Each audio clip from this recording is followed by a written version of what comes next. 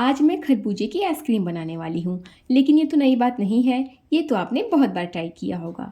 लेकिन आज की जो आइसक्रीम है वो बहुत ही आश्चर्यचकित करने वाली है। जिस चीज़ को हम डस्टबिन में फेंक देते हैं और सालों से फेंकते भी आए हैं, उसका इस्तेमाल हम बहुत ही ज़बरदस्त करने वाले हैं।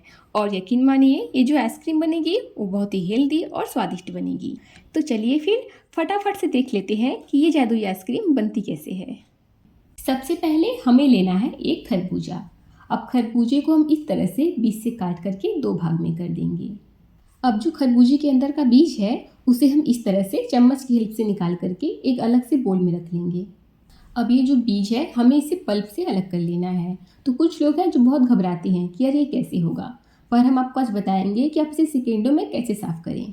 अब यहाँ पर आप कोई भी जाली ले लीजिए, चाहे वो आटा छानने वाली हो या फिर चाय छानने वाली हो।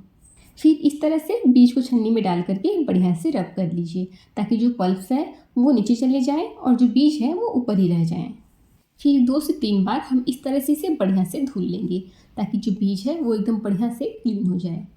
इसे साफ करना सेकेंडों का काम है। आप एक बार ट्राई करिए, आपको बहुत पसंद आएगा।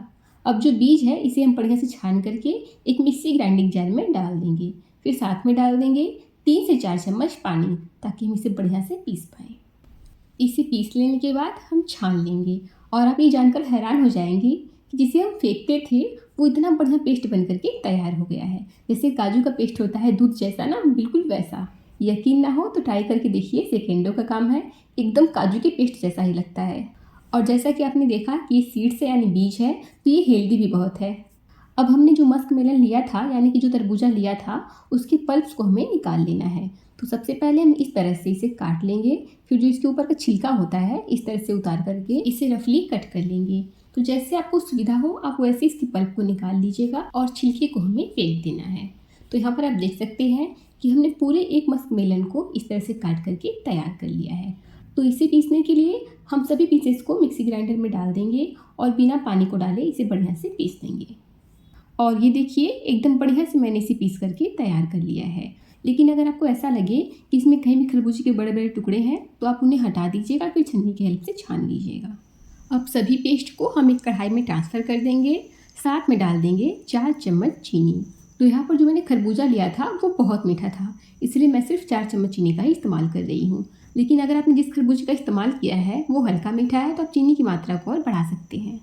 अब सभी चीज़ों को हम बढ़िया से मिला देंगे और लो टू मीडियम फ्लेम पर इसे तब तक पकाएंगे जब तक कि अपनी क्वांटिटी का आधा नहीं हो जाता। जब तक ये पक रहा है तब तक हम दूसरा काम कर लेते हैं। तो यहाँ पर जो बीज का पेस्ट था हम इसमें डाल देंगे 1 चम्मच कस्टर्ड पाउडर। अब दोनों चीज़ों को हम बढ़िया से मिला देंगे ताकि इसमें कहीं भी लम्स ना रह जाएं। और ये लीजिए, बहुत ही ज़बरदस्त और एकदम अलग तरीके से हमारा स्लरी बन करके तैयार है।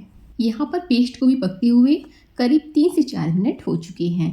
अब जो स्लरी हमने बना करके तैयार किया था यानी जो भी हमने घोल बना करके तैयार किया है उसे हम इस तरह से एक हाथ से डालते जाएंगे और एक हाथ से पेस्ट को चलाते जाएंगे।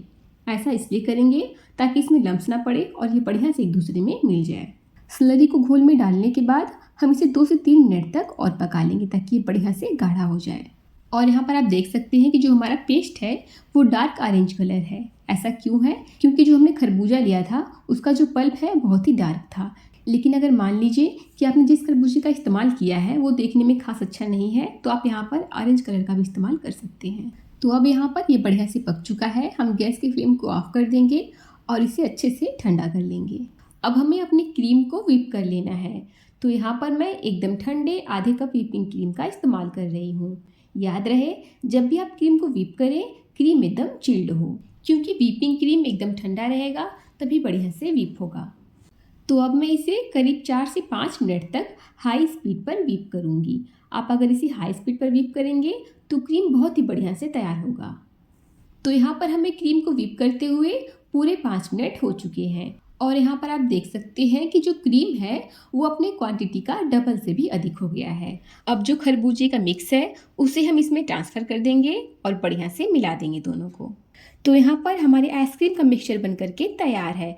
अब इसे हम मोल्ड में ट्रांसफ़र कर लेंगे।